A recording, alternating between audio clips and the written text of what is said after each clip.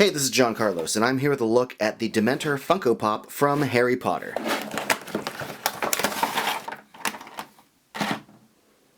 Now, this is a pretty unique pop in that it doesn't follow the basic pop body type of like a character standing there with his arms to his sides.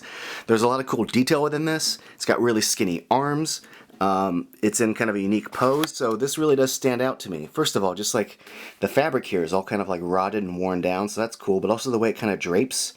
And also kind of looks like it's windswept and blowing, because, you know, the Dementors in the films were always kind of floating, and the wind was always kind of blowing against their robes. So they did a really good job achieving the windswept effect. There's a good sense of motion to these robes in the sculpt. Also, the gray paint really does highlight the sculpt as well, and I like the way it all kind of bunches at the bottom here. But aside from the sense of motion, I do like the way it's all kind of tight against the little ribby rib cage there, and the holes in it look good, but also like the wraps around the arm. The gray paint really does highlight that sculpt, and I just like the hands. I think the hands are kind of creepy, like the fingertips. The way the hands are kind of posed. I just think this is a really, really solid sculpt, and I just like the way it wraps around the base of the hand there. I also dig what they did with the head here. There's some really good work going on here. Just the way like the mouth is kind of sculpted where the fabric opens, you can see the Dementor's mouth, so it can perform the Dementor's kiss, because, you know, they're sweet like that. But also, the fact that like the fabric kind of bunches around the cheek and jawline as it gets pulled to the neck. There's some really, really good sculpting here, and it's highlighted by good paint where you can see the fabric kind of pulling around the neck.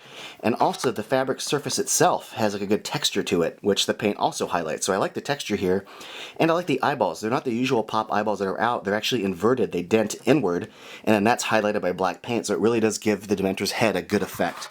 Now, there usually is only one point of articulation on a Funko Pop, and that's at the head, but this head doesn't move, so that might bother you if you care about single articulation, but I don't. I think this is great looking. It's creepy looking. It might be one of the pops, the creepiest pops I've ever seen, but I think that creepiness is great. It totally looks the way Dementor should look as a pop.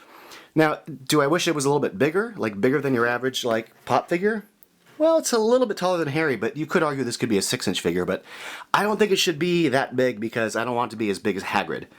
I think this is a pretty good size. I'm happy with how it turned out, and I think this looks great. Thanks for watching.